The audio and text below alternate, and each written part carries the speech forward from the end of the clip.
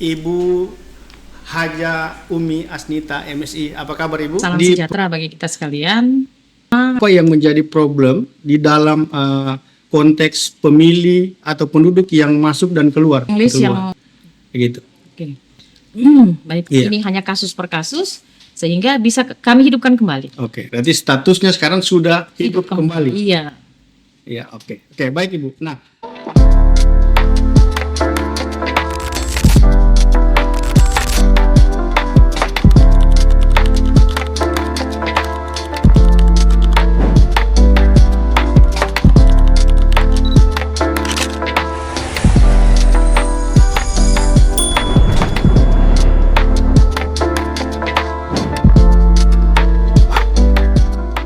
Bismillahirrahmanirrahim. Assalamualaikum warahmatullahi wabarakatuh. Selamat pagi, salam sejahtera untuk kita semua. Kali ini kita akan masuk pada seri diskusi daftar pemilih berkelanjutan. Tentunya kita akan berdiskusi berkaitan dengan problem data pemilih di Kabupaten Sigi. Nah, kita menghadirkan narasumber yang tentunya sangat berkompeten dalam membahas catatan kependudukan, kemudian berkaitan dengan data pemilih di Kabupaten Sigi. Langsung saja saya perkenalkan narasumber kita, Ibu Haja Umi Asnita MSI. Apa kabar Ibu?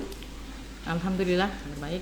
Ya, baik. Ibu, kita akan membahas berkaitan dengan daftar pemilih di Kabupaten Sigi yang tentunya memang dari pemilu ke pemilu, kemudian dari pilkada ke pilkada, ini menjadi problem kita di dalam penyelenggaraan tahapan pemilihan di wilayah Kabupaten Sigi.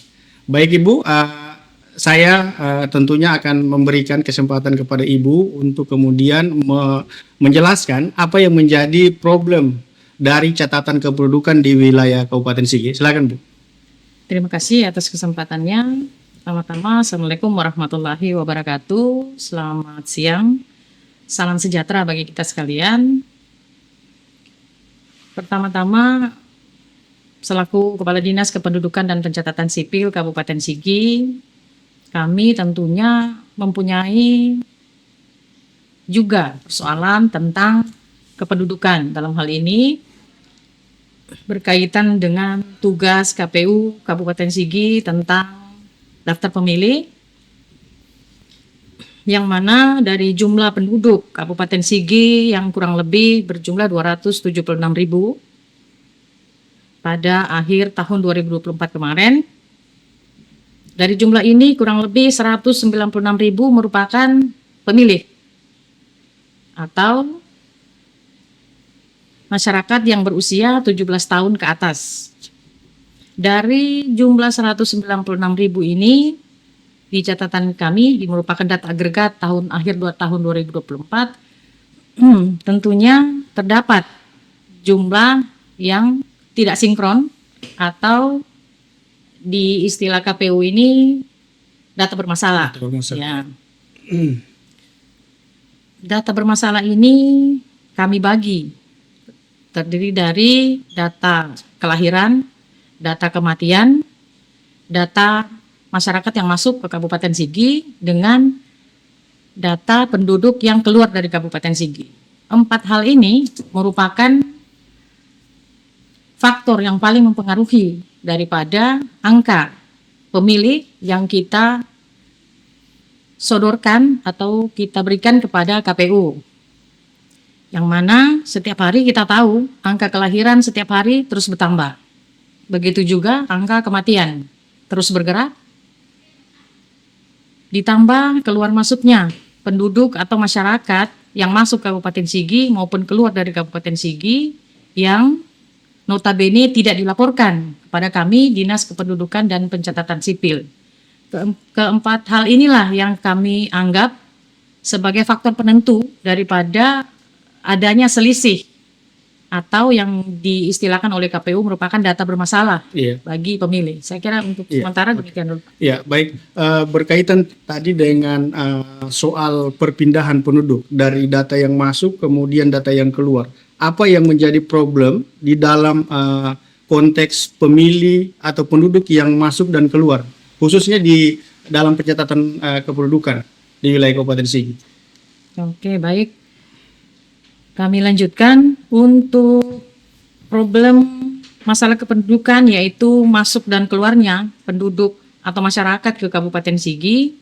Yang menjadi problem pertama, penduduk yang masuk Kabupaten Sigi banyak yang tidak melakukan atau tidak melapor kepada aparat. Dalam hal ini adalah kepala desa atau aparat desa.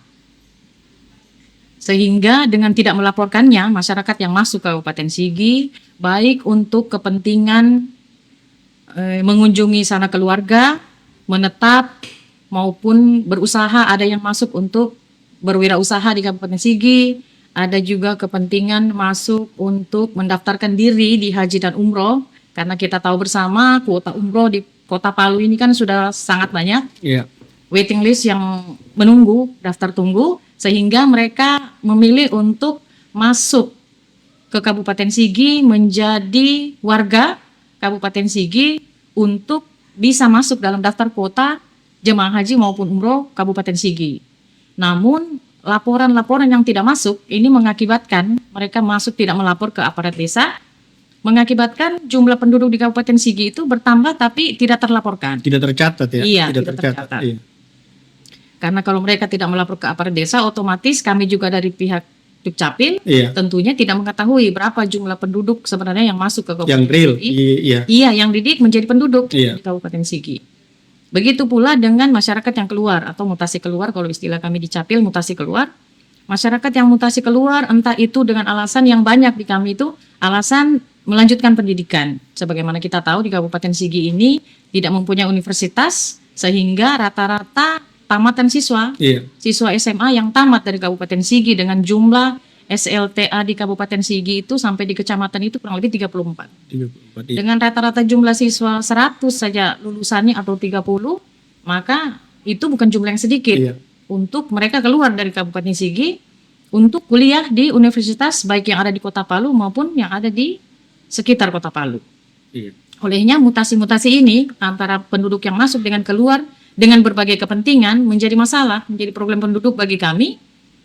Sehingga angka ini terus bergerak dengan tidak terkontrol. Ya, baik, istilahnya Bu, oleh kami. saya potong dulu sekaitan dengan perpindahan penduduk tadi, baik yang masuk ataupun yang keluar. Sejauh ini langkah atau upaya apa yang sudah diambil oleh Dinas Kependudukan Catatan Sipil di dalam mengurai atau meminimalisir problem-problem yang dijelaskan oleh Ibu tadi terkait dengan perpindahan penduduk itu yang masuk dan keluar, begitu. Oke. Baiklah. Langkah-langkah setelah kami mempelajari, melihat situasi yang seperti ini, adanya mutasi-mutasi penduduk yang tidak terkendali, yang tidak terkontrol. Untuk itu kami, langkah-langkah yang telah kami ambil, yang pertama kami mengadakan pertemuan rutin dengan kepala desa. Pertemuan ini dikarenakan situasinya tentunya kami tidak bisa turun langsung Iya. ke desa-desa desa-desa, setiap saat, karena ada juga tugas-tugas lain yang harus kami lakukan. Sehingga kami membuka ruang di WhatsApp, di mana WhatsApp itu yang ada, yang kami hadirkan di grup WhatsApp itu hanyalah seluruh kepala desa yang ada di Kabupaten Sigi dengan kami, Iya. Capil. Tidak ada pihak lain yang kami undang. Dengan maksud kami setiap ada masyarakat yang masuk, yang keluar, yang meninggal ataupun yang lahir itu setiap kepala desa melaporkan kami via WA. Ya, ya.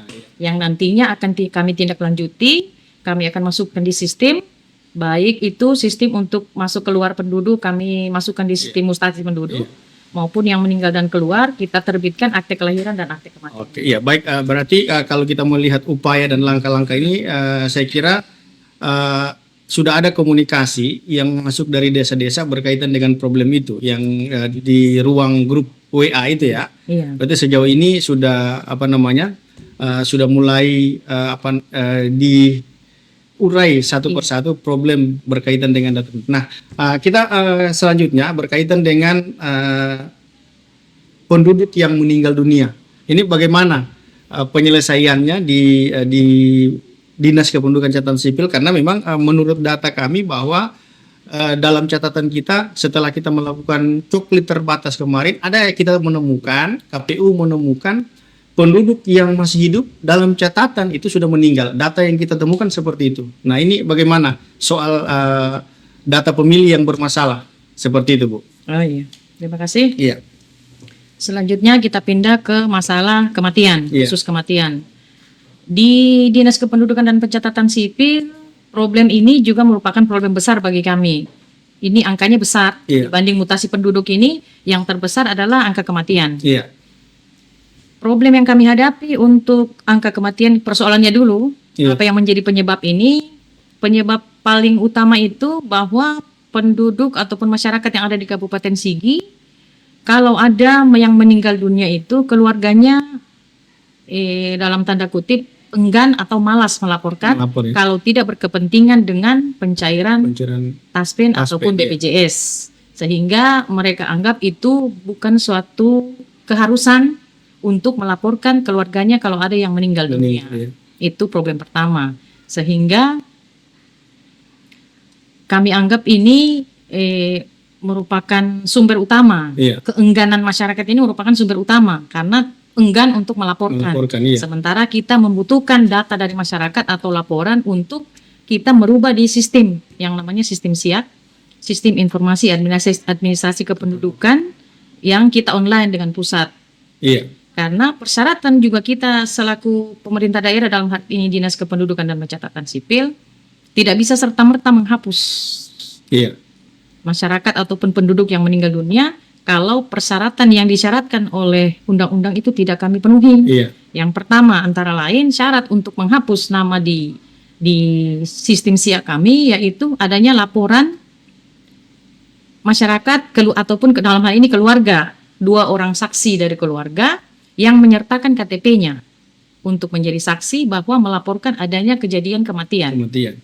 Yang kedua disyaratkan oleh undang-undang yaitu adanya keterangan kematian yang dikeluarkan oleh kepala desa Kepala desa, setempat di mana masyarakat itu berada, atau rumah sakit kalaupun dia meninggal karena sakit, rumah sakit tempat di mana dia meninggal. Itu harus ada. Iya. Dari beberapa persyaratan ini, di samping itu kalau mereka sudah ke kantor tentunya mengisi formulir dan sebagainya. Dari prasyarat yang kami syaratkan ini, biasanya masyarakat itu sudah ada keterangan kematian tapi tidak membawa 2 orang saksi. Oh, begitu ya. Ya, sehingga itu menjadi kendala kedua bagi kami. Tidak Sehingga- ada kelengkapan berkas yang mereka berikan, sehingga kami terkendala juga untuk menghapus. Hapus. Iya. Berarti datanya itu tetap ada di catatan sipil. Akhirnya iya, kita tidak bisa serta-merta menghapus kalau prasyarat ini tidak mereka berikan ke kita. Dalam catatan Dinas Kependudukan dan Catatan Sipil, jumlah dari semua data yang meninggal itu bisa tidak disebutkan angkanya yang bermasalah tadi itu, yang dia ternyata sudah meninggal, tetapi karena tidak ada laporan dari desa, tidak ada administrasi dari desa, ada tidak angkanya, Bu, sehingga kita ini bisa mensinkronkan antara data yang ada di di Dinas Kependudukan Catatan Sipil dengan data yang di KPU. Karena fakta kemarin yang kita temukan berbalik dari apa yang dijelaskan oleh Ibu tadi, bahwa kalau tadi yang sudah meninggal tetapi tidak mengurus berkas, fakta yang kita dapat itu dia belum meninggal tetapi sudah ada berkas kematian, sudah ada administrasi meninggalnya. Itu yang data yang kita dapat dari BPJS. Nah, ini bagaimana kira-kira ini? Iya. Jadi kalau kita di Capil ini kita namakan kasus Iya, kasus, iya. ya, Iya. karena itu tidak umum terjadi sebenarnya. Iya. Kasus-kasus seperti ini juga beberapa sudah kami temukan di catatan sipil dengan berbagai alasan. Dapat kami uraikan di sini, Iya. kalau ini tidak menjadi rahasia jabatan, bahwa ada oknum-oknum keluarga yang sengaja Iya. memberikan status meninggal kepada keluarganya untuk kepentingan yang notabene kepentingan pribadi. Antara lain yang sudah pernah kami temukan yaitu meninggalkan anaknya 2 orang demi mendapatkan bantuan pasca gempa. Pasca gempa. Iya, orang tuanya dalam hal ini bapaknya. Berarti ini kejadian di 2018, 2019. Tapi baru kita temukan Oh, baru 2023 kemarin. Iya, iya. Di saat anaknya mau kuliah, mengurus berkas, ternyata anaknya masih hidup. Tapi meninggalkan secara administrasi. Ya, secara administrasi bapaknya meninggalkan 2 orang anak sekaligus karena ingin mendapatkan bantuan pasca gempa kemarin. Jadi Terus ini setelah ditemukan, ini bagaimana sudah statusnya ini anak ini? statusnya secara hukum tentunya kami bisa menghidupkan kembali, dalam arti tanda kutip Administrasi. kami harus menghidupkan kembali, tapi prasyarat yang diberikan oleh Dirjen, dalam hal ini Dirjen Kependudukan, kita harus polisikan dulu. dilaporkan ke polisi bahwa pernah ada laporan dan itu laporannya kepala desa bertanda tangan. Makanya kami matikan pada saat itu. Ada tanda tangan kepala desa dan ada saksi bapaknya Ada waktu saksi. itu yang dengan saudara lainnya yang mematikan anak dua ini, sehingga kami memproses pada saat itu. Jadi itu kami polisikan dulu, dilapor ke kepolisian bahwa ada kejadian pada tahun 2019 waktu itu anak ini dilaporkan meninggal dunia, sehingga kami keluarkan akte kematiannya, sehingga diproses dulu oleh kepolisian untuk saat ini. Begitu prosesnya. Setelah keluar dari kepolisian keterangannya bahwa ternyata masih hidup, ini hanya kasus per kasus, sehingga bisa kami hidupkan kembali. Oke, berarti statusnya sekarang sudah hidup kembali. Iya. Ya, oke, baik Ibu. Nah, kemudian berkaitan dengan itu, berkaitan dengan hambatan, kemudian problem-problem data pemilih, kemudian data kependudukan tadi, kami ingin mendapat informasi dari Dinas Kependudukan Catatan Sipil terkait dengan upaya-upaya yang dilakukan oleh catatan sipil di dalam memaksimalkan kemudian menguraikan problem data kependudukan dan data pemilih, karena memang antara KPU dan catatan sipil tentu harus dan terus mensinkronkan data ini. Kita menghadapi pemilu di 2029 nanti. Nah, Ibu bisa menjelaskan sekaitan dengan problem tadi yang sudah Ibu jelaskan tadi, dari mulai problem problem pindah penduduk yang masuk dan keluar, kemudian yang meninggal, masih ada tidak problem-problem yang lain yang ditemukan khususnya di dalam pencatatan kependudukan di wilayah Kabupaten Sigi selain problem-problem tadi yang pindah masuk, kemudian pindah keluar, kemudian yang meninggal atau dimeninggalkan oleh pihak keluarga. Nah, ini penting untuk kita ketahui secara bersama-sama, khususnya publik di wilayah Kabupaten Sigi, sehingga kita dapat memperkecil atau meminimalisir semua problem di wilayah Kabupaten. Karena harapan kita ke depan bahwa tidak ada lagi problem data pemilih di wilayah Kabupaten Sigi, karena ini selalu menjadi problem dari pemilu ke pemilu. Silakan Bu. Iya. Selanjutnya ada permasalahan juga, ada permasalahan kependudukan yang juga sama pentingnya, yaitu tentang data ganda. Ya, data ganda. Ya. Data ganda ini pengistilahan mungkin di KPU dengan di Capil ini sama tentang data ganda, yang mana penduduk ini berkaitan sebenarnya dengan mutasi penduduk, yang mana penduduk yang mutasi, misalnya dari Kabupaten Sigi dia pindah ke Kalimantan, tapi tidak melaporkan pindah sehingga pencatatannya menjadi ganda. Iya. Dia tercatat di Kabupaten Sigi dan dia tercatat juga di kabupaten lain. Iya, di kabupaten lain, di provinsi lain, seperti itu. Data ganda ini tidak sedikit juga angkanya. Di samping tadi saya sebutkan bahwa angka kematian merupakan angka terbesar. Selisih kita yang menduduki urutan kedua ini di data ganda ini, di mana di Kabupaten Sigi juga banyak terdapat data ganda. Dengan perkiraan kami ini, data ganda ini tidak, karena banyak kasus-kasus kami tidak dapat melacak dalam hal ini, karena yang pindah kalau tanpa melapor memang kita tidak bisa melacak dengan bahwa ada yang pindah, ada yang nanti ada kasus-kasus seperti dia sakit, dia mau urus, misalnya dia masuk rumah sakit, mau urus BPJS dan seterusnya, baru melapor lagi ke kita bahwa dia tidak punya KTP di sini, dia sebenarnya penduduknya Sigi dan sebagainya, baru kita temukan lagi, oh ternyata dia data ganda, dia sudah jadi penduduk di kabupaten atau di provinsi lain, ternyata datanya juga masih ada di Kabupaten Sigi. Belum terhapus di Kabupaten Sigi. Terhapus karena tidak melaporkan pada saat dia mutasi keluar. Iya. Oke, baik Ibu, untuk sesi pertama ini kita stop dulu untuk iklan. Oke, baik.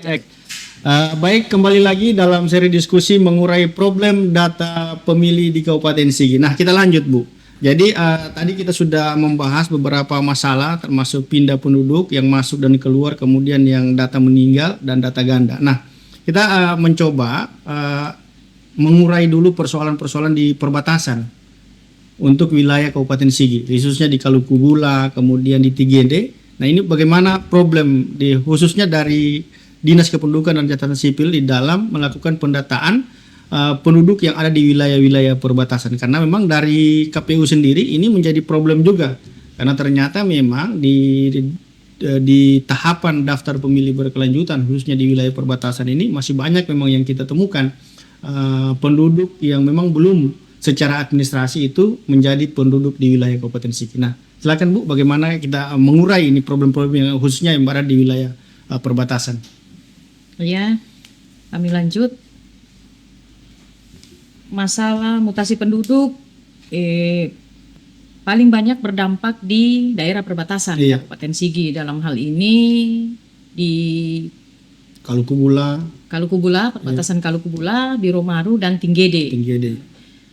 Permasalahan ini awalnya pada saat kami turun ke lapangan, kami dapati diawali atau bermula dari adanya kebijakan pemerintah tentang zonasi wilayah anak sekolah, anak didik, yang mana dengan munculnya kebijakan zonasi sehingga penduduk Kabupaten Sigi atau masyarakat Kabupaten Sigi yang mempunyai anak sekolah, anak didik yang ingin bersekolah di sekolah-sekolah yang kami anggap favorit seperti SMP Negeri 1, SMA Negeri 1, SMA Negeri 2, SMP yang ada di wilayah Palu, yang ada di wilayah Kota Palu. Sementara penduduk Kabupaten Sigi ini pinginnya anaknya sekolah di sekolah favorit di Palu ya. Di Kota Palu. Negeri maupun swasta seperti Al-Azhar, Madani dan sebagainya, mereka ingin anaknya sekolah di Kota Palu. Sehingga mereka memindahkan anaknya untuk ditumpangkan kepada famili, saudara, tetangga atau apalah yang ada di Kota Palu. Anaknya dimutasikan ke sana karena zonasi tidak bisa bersekolah di Kota Palu kalau penduduk Kabupaten Sigi. Sehingga 2 orang anaknya, 3 orang ataupun 1 orang itu punya KTP Kota Palu karena berzonasi di Kota Palu, mau sekolahnya di Kota Palu. Ya. Sehingga begitu dilakukan pencocokan jumlah penduduk, jadinya tidak sinkron. Berarti di kakaknya itu sudah terhapus juga atau masih ada? Masih ada di sini, ada juga yang di sana, ada juga dihapus. Ini sudah data ganda tadi ya? Akhirnya menjadikan data ganda, ada juga mereka pulang ke rumahnya. Pada saat tinggalnya di Sigi, tinggal di Kalukubula, tinggal di Biromaru, tinggalnya di Tinggede, tapi punya KTP atau KK di Kota Palu, terhitung jadi penduduk Kota Palu. Ini kan membuat data penduduk. Kasus ini di perbatasan di wilayah Biromaru atau di wilayah yang mana ini? Di 3 kecamatan. Di 3 kecamatan itu ya, Marawola, kemudian Biromaru, kecamatan Marawola kan Tinggede. Kecamatan Marawola, Tinggede. Jadi Tinggede, Kalukubula dan Biromaru. Itu yang terbanyak. Untuk kasus ini kira-kira angkanya berapa itu, Bu? Secara pasti kami tidak bisa memastikan. Cuman banyak ya. Ini banyak. Jumlah penduduk yang penduduknya kita tapi tercatat menjadi penduduk Kota Palu. Wilayah secara administrasi di wilayah Kota Palu. Seperti itu. Oke, baik Ibu.